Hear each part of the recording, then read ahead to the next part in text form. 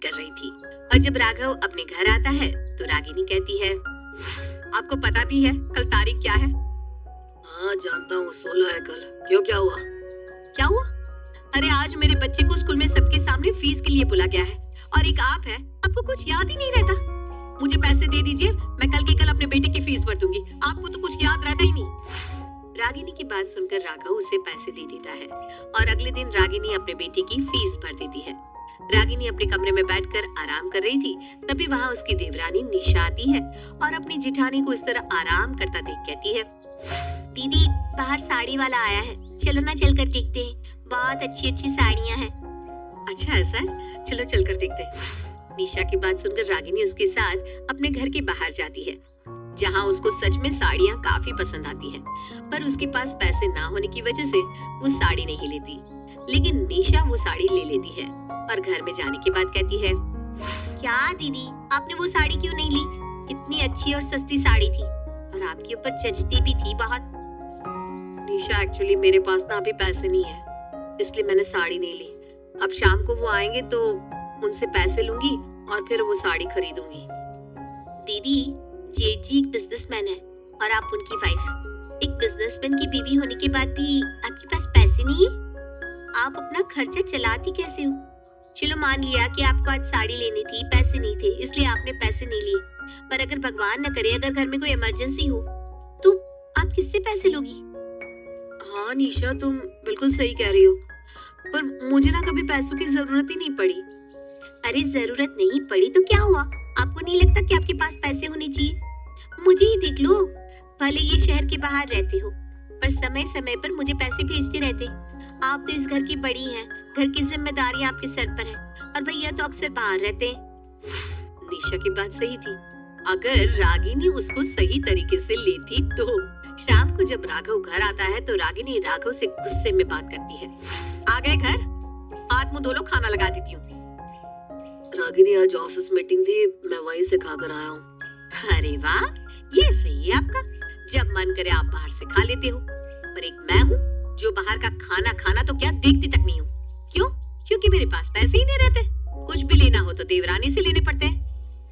अरे रागिनी तुम्हें हुआ क्या है? तुम इस तरह की बहकी बहकी बातें क्यों कर रही हो? मैंने तुम्हें कभी किसी चीज के लिए मना किया है क्या? मना नहीं किया, लेकिन कुछ लेने के लिए पैसे भी तो नहीं दिए ना। बार बार आपके पास पैसे मांगने आना मुझे अच्छा नहीं लगता। मेरा भी एक अकाउंट ओपन करवा दो ताकि उसमें पैसे रहे और मुझे आपसे बार बार पैसे ना मांगने पड़े। अरे दूसरे अकाउंट की जरूरत नहीं है तुम्हें। हाँ सही कह रहे हो आप, मुझे क्या ही जरूरत है। अरे कुछ सीखो अपने भाई से जो हर महीने निशा को पैसे भेजता रहता है। रागिनी ये तुम क्या बोले जा रही हो? अरे मेरी बात तो सुन लो, मैं दूसरा अकाउंट ओपन करवाने से इसलिए मना कर रहा हूँ क्योंकि हमारा ज्वाइंट अकाउंट करवाना चाहता हूँ, ताकि तुम्हें जब भी जितने भी पैसों की जरूरत हो तुम अकाउंट से निकाल लो। अब राघव की बात सुनकर रागिनी चुप हो जाती है और उसके चेहरे पर एक मुस्कान आ जाती है। अगले दिन राघव अपने अकाउंट में ही उसका ज्वाइंट अकाउंट करवा देता है। ये देखकर रागिनी ये खबर अपनी देवरानी को देने जाती है। निशा, ओ निशा। क्या हुआ दीदी? तू मुझे कह रही थी ना तेरे जेठ जी मुझे पैसा नहीं देते, देख आज उन्होंने अपने अकाउंट के साथ ही मेरा अकाउंट ज्वाइन करवा लिया। अरे वाह, ये तो बहुत अच्छी बात है। हाँ, अब मैं भी बिना सोचे समझे पैसे खर्च करूंगी, वो भी अपने ऊपर। बात रौब दिखाती थी ना मुझे, मेरा पति ये करता है, इतने पैसे देता है, मैं ये लेकर आई वो लेकर आई। अब बताती हूँ कि किसका पति कितना कमाता है। हाँ भाभी, ये तो सच में बहुत ही अच्छी बात है। वैसे मैं सोच रही थी कि मैं वो साड़ी नहीं ले पाई, इसलिए अगर हम दोनों आज किसी अच्छी सी दुकान पर चले और बढ़िया सी साड़ी ले ले तो कैसा रहेगा? हाँ हाँ दीदी, ये तो बहुत अच्छी बात है। बताइए कब चलना है? शाम को चलते। रागिनी अपनी बात खत्म करके अपने कमरे में चली जाती है और शाम को एक बार फिर वो साड़ी की दुकान पर जाती है और दुकानदार को अच्छी और महंगी साड़ी दिखाने को कहती है। भैया अच्छी सी अच्छी साड़ी दिखाना आप। बहन जी आप चिंता मत कीजिए, मैं आपको अपनी दुकान की सबसे अच्छी साड़ी दिखाऊंगा। भैया अच्छी तो दिखाना, पर थोड़ा बजट वाली साड़ी दिखाना। अरे ऐसे कैसे बजट वाली साड़ी दिखाना? भैया आप महंगी से महंगी साड़ी दिखाइए, कोई बात नहीं। पर भाभी साड़ी पर पैसे खर्च करना सही नहीं है, और अगर साड़ी महंगी वाली लेनी भी है तो सही रेट में लेंगे ना हम। निशा पैसे किसके लगेंगे, तेरे या मेरे? रागिनी की ये बात सुनकर निशा चुप हो जाती है। वहीं जब दुकानदार भी महंगी से महंगी साड़ियां रागिनी को दिखाने लगता है, ये देखकर निशा खुद से कहती है, अच्छा तो अब ये मुझे अपने पैसों का घमंड दिखा रही है। कोई बात नहीं दीदी, आप मुझे पैसों का धौंस दिखाओगी ना तो मैं भी आपसे कम नहीं हूँ। अब आप देखती जाओ मैं क्या करती हूँ। दीदी उधर देखो, वो जो डमी पर साड़ी है कितनी अच्छी है, आप उस साड़ी का प्राइस पूछिए ना। मानना पड़ेगा निशा, तुम्हारी पसंद सच में अच्छी है। भैया वो डमी वाली साड़ी दिखाना। रागिनी के कहने पर दुकानदार उसको दुकान की सबसे महंगी साड़ी दिखा देता है। ये साड़ी सच में बहुत सुंदर लग रही है। इस साड़ी को पैक कर दीजिए। 10,000 की साड़ी है, पैक कर दूं भाभी जी? 10,000? इतनी महंगी साड़ी, कहीं ऐसा ना हो कि ये मुझ पर गुस्सा करे। अरे हमारी दीदी के लिए तो ये मामूली सी रकम है, क्यों दीदी? अब हाँ, ये कोई बड़ी रकम थोड़ी ना है, पैक कर दो इसको। रागिनी उस साड़ी को खरीदकर घर चली जाती है। रात को जब राघव घर आता है तो वो रागिनी पर भड़कते हुए कहता है, रागिनी तुम्हारा दिमाग घास चरने तो नहीं गया? क्यों, क्या हुआ? आप ऐसी बात क्यों कर रहे हैं? क्या हुआ? अरे तुमने ऐसा भी क्या खरीद लिया जो आज की डेट में तुमने 10,000 रुपए खर्च भी कर दिए? वो मुझे ना एक साड़ी बहुत पसंद आ गई थी जो थोड़ी कॉस्टली थी, पर मेरा ना बहुत मन था क्योंकि आप तो मुझे कभी कोई साड़ी लाकर देते नहीं हो, तो मैंने वो खरीद ली। क्या 10,000 की तुमने साड़ी खरीदी? अरे तुम्हारे दिमाग में दिमाग की जगह भूसा भरा है क्या? रागिनी राघव की बात का जवाब नहीं देती और चुपचाप सोने चली जाती है। समय गुजरता है और गुजरते समय के साथ रागिनी अपनी देवरानी को जलाने के लिए आए दिन कोई ना कोई महंगी चीजें लेती रहती। तो वहीं निशा भी कम नहीं थी, वो अपनी जेठानी को सामान लेने का बढ़ावा देती रहती। और ऐसे ही एक दिन निशा अपनी जेठानी के पास आती है। दीदी अब तो आए दिन आप कुछ न कुछ खरीदती रहती है, मैं सोच रही थी क्यों ना इस बार आप बेडशीट खरीद ले। वो कहना घर की सभी बेडशीट गंदी हो रही है और बेडशीट के साथ साथ सोफे की कवर पर्दे सब भी तो खराब हो रहे हैं। हाँ, बस इतनी सी बात। अरे अब तुम देखो, आप इस घर में सोफे कवर बेडशीट पर्दे सब कुछ नया आ जाएगा। इतना बोलकर रागिनी निशा के साथ बाजार जाती है और एक बार फिर महंगा खर्चा करके आती है और एक बार फिर राघव और रागिनी की लड़ाई हो जाती है। रागिनी मैं बिजनेस कर रहा हूँ, मुझे लोगों को सैलरी भी देनी पड़ती है और एक तुम हो कि हर समय पैसों की बर्बादी करती रहती हो। आखिर तुम चाहती क्या हो? अच्छा तो अब तुम मुझे पैसों के लिए लड़ोगे? अरे जब तुम पैसे खर्च करते हो तो कुछ नहीं, और अगर मैंने थोड़े से पैसे क्या खर्च कर दिए, तुमने घर को सर पर उठा लिया क्यों? यही तो दिक्कत है कि तुम थोड़े पैसे खर्च नहीं करती, तुम दिन का 5-10 हजार रुपया खर्च देती हो। मेरी गलती थी कि मैंने तुम्हारा अकाउंट ज्वाइन करवाया। अगर मैंने तुम्हारा अलग अकाउंट ओपन करवाया होता तो तुम इतने पैसे खर्च करती नहीं। हाँ तो गलती की है तो भुगतो आप। राघव रागिनी को समझाने की लाख कोशिश करता है पर रागिनी नहीं समझती और सो जाती है। ऐसे ही दिन गुजरते हैं और एक दिन रागिनी अपनी देवरानी निशा से कहती है, निशा आज ना मुझे तुम्हारी थोड़ी सी हेल्प चाहिए। बोलिए ना दीदी, क्या हेल्प करूं? वो आज अपने घर में किटी पार्टी है, मैं सोच रही हूँ क्यों ना उस किटी पार्टी को तुम भी ज्वाइन कर लो। दीदी मैं तो इस किटी पार्टी को ज्वाइन कर लेती पर मेरे पास ना अभी पैसे नहीं है, मैं किटी पार्टी में पैसे नहीं मिला सकती, इसलिए आप एंजॉय कीजिए। आपको किसी भी चीज की जरूरत होगी तो मैं आपको लाकर दे दूंगी। ओफो निशा, तुम पैसों की इतनी चिंता क्यों कर रही हो? अरे तुम्हारी जेठानी जब तक जिंदा है तब तक तुम्हें कभी किसी चीज की कमी नहीं होने देगी। तुम्हें बस तैयार होकर हमारी पार्टी में आना है, बाकी सारी चीजें मैं खुद हैंडल कर लूंगी। रागिनी की बात सुनकर निशा कुछ बोलती नहीं और उसके कहे अनुसार शाम को तैयार होकर पार्टी एंजॉय करने लगती है। कुछ देर बाद राघव घर आता है जहाँ वो देखता है कि उसके घर में किटी पार्टी हो रही है। ये देखकर राघव का गुस्सा 7वें आसमान पर पहुंच जाता है, पर क्योंकि उसके घर में गेस्ट आए हुए थे इसलिए वो कुछ नहीं बोलता और सीधा अपने कमरे में चला जाता है। अपने पति को गुस्से में देखकर रागिनी इस किटी पार्टी को यहीं रोक देती है और राघव के पास जाती है। राघव जी खाना खा लीजिए ना। खाने का मन नहीं है, जाओ तुम अपनी पार्टी को एंजॉय करो। पार्टी तो खत्म हो गई है, चलिए ना चलकर कुछ खा लीजिए ना प्लीज। मैंने कहा ना मुझे नहीं खाना, तुम्हें समझ में नहीं आता क्या? अरे पर चिल्ला क्यों रहे हो आप? और अगर मैं छोटी सी पार्टी करके खुश क्या हो जाती हूँ, आप मुझ पर भड़कते ही लगते हो। भड़को नहीं तो और क्या करो? तुम्हें पता भी है अभी मेरा बिजनेस कितना घाटे में जा रहा है। पर तुम्हें इससे क्या मतलब? तुम्हें तो बस खुद से और खुद की खुशी से मतलब है।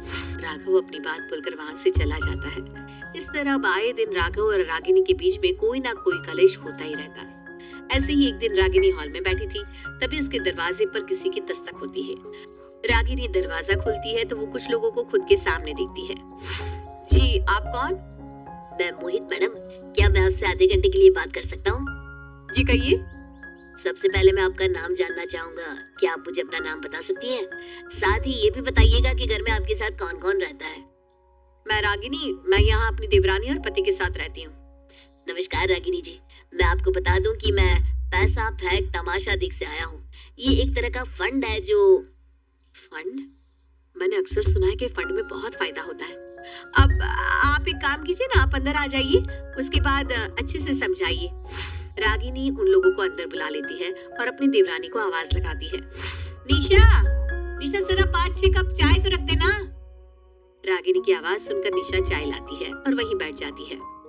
हाँ, तो मैं आपको बता दूं कि हम पैसा फेंक तमाशा देख से आए हैं। ये एक तरह का फंड होता है। अगर आप इसमें अपना पैसा लगाते हैं तो आपको उसका 2 गुना पैसा मिलेगा। और अगर हमारा पैसा डूब गया तो? जी नहीं मैडम, आपका पैसा नहीं डूबेगा, क्योंकि ये गारंटेड है। आपका निवेश किया गया पैसा डूब ही नहीं सकता। अगर आपको विश्वास नहीं हो रहा तो हम आपको रिव्यू भी दिखा सकते हैं। जी दिखाइए ना। रागिनी की बात सुनकर मोहित अपने फोन में कुछ फोटोज और वीडियो दिखाता है, जिससे साफ जाहिर होता है कि वो फ्रॉड नहीं है। उनके रिव्यू देखकर रागिनी खुश हो जाती है और इस फंड में पैसा लगाने के लिए तैयार हो जाती है। अच्छा ये बताइए कि जैसे मैंने लाखों में इस फंड में निवेश किया तो मुझे कितना मिलेगा? देखिए, ये डिपेंड करता है कि आप कितना पैसा लगा रही है। मान लीजिए आप 1 लाख रुपया इस फंड में हर महीने डालती है तो आपको साल का 18 लाख रुपया मिलेगा। 5 लाख रुपए आपको ब्याज के तौर पर मिलेंगे। तो बताइए आप कितने तक का निवेश करना चाहती हैं? आपने हमें इतने अच्छे से समझाया, उसके लिए बहुत धन्यवाद, लेकिन हम अपना पैसा निवेश नहीं करना चाहते, आप जा सकते हैं। अरे निशा, ये तुम क्या कह रही हो? अब आप मुझे 10 मिनट का समय दीजिए, हम अभी डिस्कस करके आते हैं। इतना बोलकर रागिनी निशा को साइड में ले जाती है। निशा, तुम्हें पता भी है हम हमारे पैसे का इस फंड के जरिए 2 गुना कर सकते हैं, तुम क्यों मना कर रही हो? नहीं दीदी, मैं इस फंड में पैसे नहीं लगाऊंगी, और मैं तो आपको भी यही कहूंगी कि आप इस फालतू की चीज में पैसे मत लगाओ, क्या पता ये फ्रॉड हो। अरे उसने सबूत तो दे दिया कि वो फ्रॉड नहीं है। नहीं दीदी, मेरे पास इतना पैसा नहीं कि मैं इसमें लगाऊं, माफ करना, पर फालतू की चीज में मैं अपना पैसा नहीं लगा सकती। ठीक है, मत लगा, और अगर बाद में मेरे पैसे 2 गुने होकर आ गए ना तो कहना मत, दीदी अब सही कह रही थी। हाँ हाँ, नहीं कहूंगी। निशा तो इस फंड में अपने पैसे नहीं लगाती, पर पैसे 2 गुने होने के लालच में रागिनी पूरे 5 लाख रुपए का निवेश इस फंड में कर देती है, और कुछ देर बाद वो सभी लोग वहाँ से चले जाते हैं। आज राघव घर जल्दी आ जाता है और उसको घर जल्दी आता देख रागिनी उससे कहती है, राघव जी, आज आप इतनी जल्दी आ गए। राघव बात करने से पहले उसको जोरदार तमाचा मारता है। उसके थप्पड़ की आवाज इतनी तेज गूंजती है कि निशा भी अपने कमरे से बाहर आ जाती है और अपने जेठ को इतने गुस्से में देखकर पूछती है, जेठ जी क्या हो गया? आपने दीदी पर हाथ क्यों उठाया? इसका दिमाग खराब हो गया है। इसको सब पता है कि अभी मेरा बिजनेस डाउनफॉल में जा रहा है, उसके बाद भी ये गलतियों पर गलतियां करती रही। मैं बार बार इसको मना करता रहा कि नहीं रागिनी, इतने खर्चे नहीं करने, अभी मुझे लोगों को सैलरी भी देनी है, लेकिन ये नहीं मानी। और आज देखो, इसने मेरे अकाउंट से 5 लाख रुपए निकाल कर न जाने क्या किया। मैंने कुछ नहीं किया, उन पैसों को मैंने अच्छी चीज में ही लगाया है। अच्छा, ऐसी कौन सी अच्छी चीज है जिसमें तुमने 5 लाख रुपए इन्वेस्ट कर दिए? रागिनी अब राघव को सारी बात बताती है, जिसके बाद राघव खुद के सर पर हाथ रखकर बैठ जाता है। क्या हुआ जी, आप इस तरह क्यों बैठ गए? तुम्हें पता भी है, तुमने जिसमें पैसे इन्वेस्ट किए हैं वो फ्रॉड है। इतना बोलकर राघव अब उसको अपने फोन में कुछ न्यूज दिखाता है, जिसमें ये साफ जाहिर हो रहा था कि पैसा फेंक तमाशा देख फ्रॉड है। ये देखकर मानो रागिनी को एक झटका लग जाता है। हे भगवान, ये मैंने क्या कर दिया? बिना जांच पड़ताल किए 5 लाख रुपए लगा दिए। इसीलिए बोलता था मैं तुम्हें, फालतू फिजूल खर्ची मत करो, लेकिन तुम्हें मेरी सुननी कहाँ है? कर दिया ना सब सत्यानाश। मुझे माफ कर दीजिए राघव जी, मैंने कभी सोचा तक नहीं था कि... क्या करूं तुम्हारे सॉरी का? अरे मैं लोगों की सैलरी कहाँ से दूं बताओ? है तुम्हारे पास पैसा? वो पैसा मैंने बिजनेस में लगाने के लिए बचाया था। पर राघव गुस्से में अपने कमरे के अंदर जाता है और रागिनी के गहने निकाल कर बेच देता है और उसके गहने से जो पैसे आते हैं उससे सबको सैलरी देकर अपने बिजनेस को आगे बढ़ाता है। राघव के इतने बड़े फैसले और अपनी इतनी बड़ी गलती से अब रागिनी को ये समझ में आ गया था कि कभी किसी को दिखाने के लिए कुछ नहीं करना चाहिए, नहीं तो नुकसान खुद का ही होता है। रागिनी ने सिर्फ दिखावे के पीछे ही अपना नुकसान कर दिया था, जिससे अब उसको अकल आ जाती है और फिर वो कभी दिखावा नहीं करती।